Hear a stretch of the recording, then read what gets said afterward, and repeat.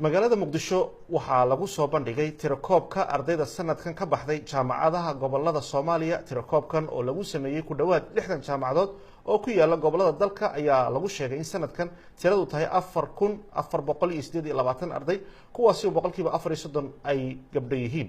Warbixintan waxaa muqdisho ka soo diray Jacfar Kuukay.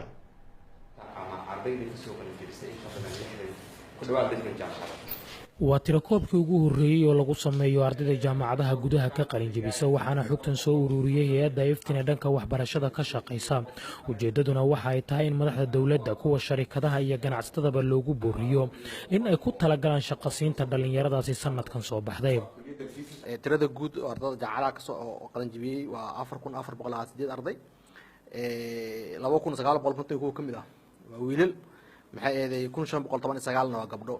waxaan ugu talagalnay in la ogaado bal dadka jaamacadaha ka soo baxay iyo suuqa iyo shaqada suuqa taalo in la isbarbardhigo.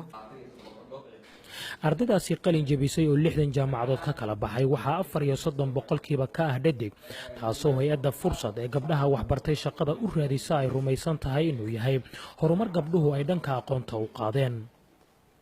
inkastoo tirada ardayda jaamacadaha dalka uga baxday ay badan tahay, haddana waxaa muuqata in aqoonta dalka aadka looga baahan yahay ee ardayda barataa ay si fudud gudaha shaqo uga heli karaan ay weli meesha ka maqan tahay.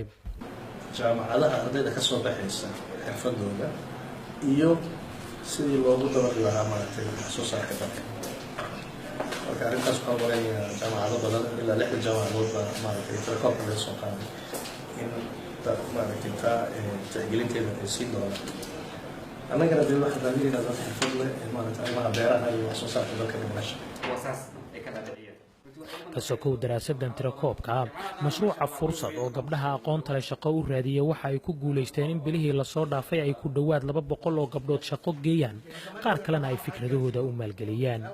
wiilashii gabdhaha jaamacadaha ka soo baxay waxaan u sameynaa wax la entrepreneurship, inta tababarno oo afkaar ay keenaan oo la xulo oo ayaa bangiyo martaqaadna bangiyada maalgeliyo.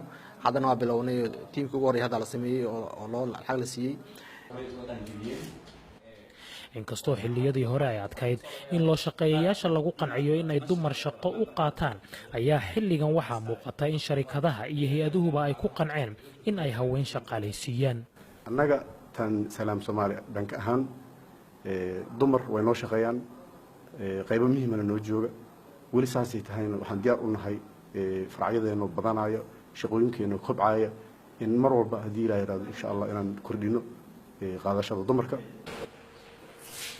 waxaa mahadnaq iyo shahaado qadarin ahba goobta lagu guddoonsiiyey hay-adaha IBS iyo Premier oo la sheegay in ay shaqaalaysiiyeen gabdhihii ugu badnaa ee mashruuca fursad uu soo bandhigay.